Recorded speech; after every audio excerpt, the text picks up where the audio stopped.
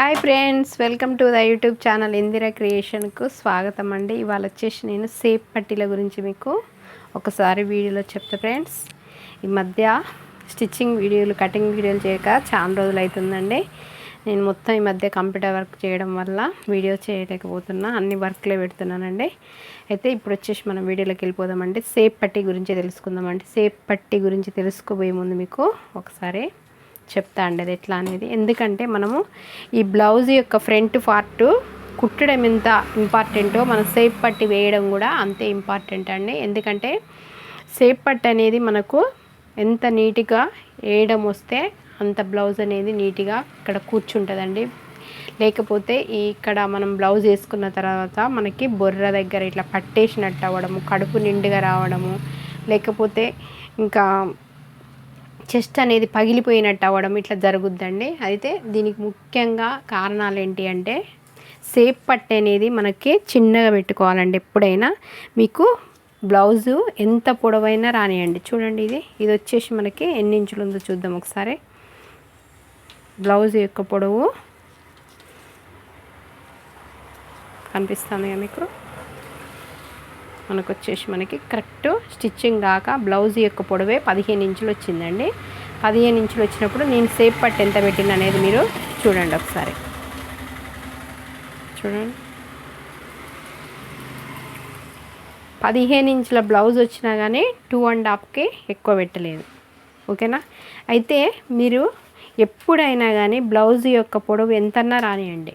ఇక్కడ వచ్చేసి ఒక 3 ఇంచెస్, ఇక్కడ 3 ఇంచులు పెట్టుకోండి. ఇక్కడ వచ్చేసి 2.5 పెట్టండి. ఇక్కడ వచ్చేసి 3 పెట్టండి.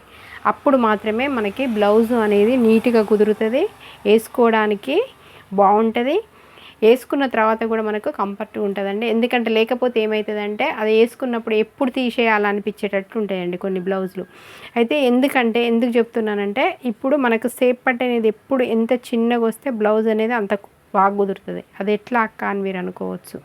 ఈ సేప్ పట్టీ చిన్నగా వేస్తే నెక్ అనేది మనకి ఎక్కువ తెగుద్ది కదా అని కూడా మీకు డౌట్ రావచ్చండి. అయితే నేను ఇంకో వీడియోలో దాని గురించి చూపిస్తా.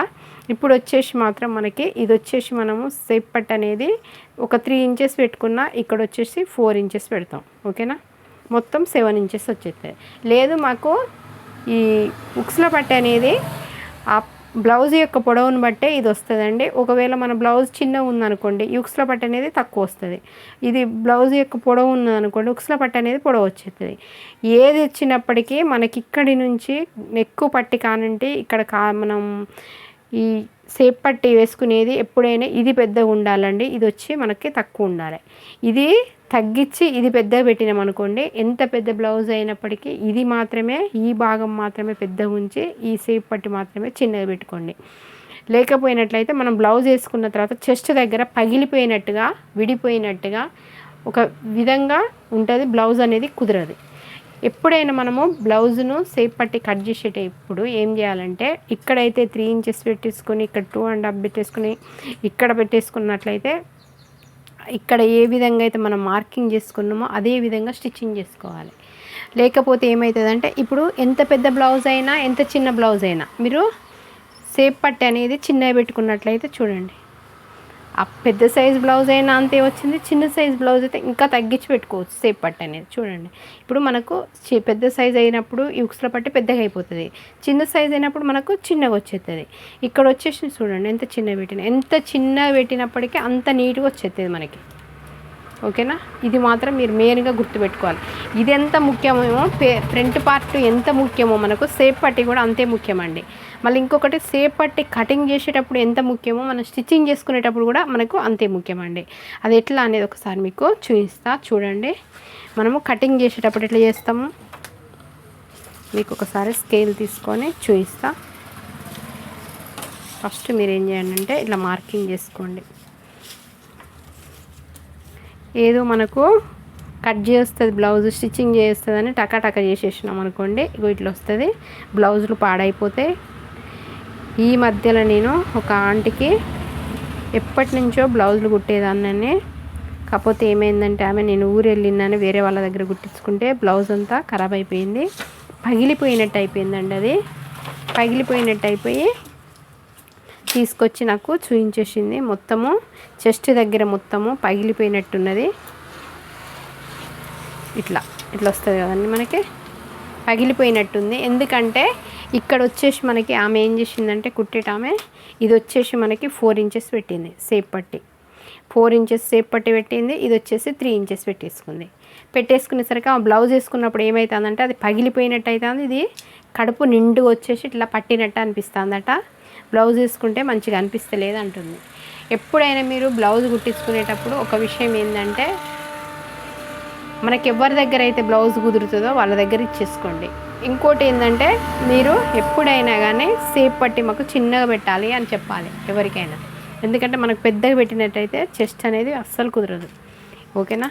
అయితే ఇప్పుడు వచ్చేసి నేను చూపిస్తా చూడండి. ఇక్కడ వచ్చేసి మనము ఇట్లా పెట్టేసుకొని ఇక్కడ వచ్చేసి ఇట్లా పెట్టేసుకుంటాం. ఓకేనా? ఇక్కడ వచ్చి మనకి 3 ఇంచులు పెట్టినా, ఇక్కడ 2.5 పెట్టినా, ఇక్కడ 2.25 పెట్టినప్పుడు ఎట్లా వస్తుంది మనకి? ఇట్లా వస్తుంది. ఇట్లా రావాలి కటింగ్ అనేది, ఇట్లా రావాలి.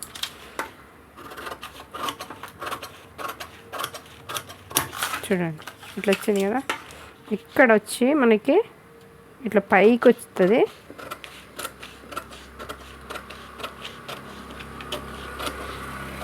ఇట్లా వస్తుంది. ఇట్లా వచ్చినప్పుడు అనేది ఏమవుతుందంటే మనకి ఇక్కడ వచ్చి మనకి ఇట్లా వస్తుంది.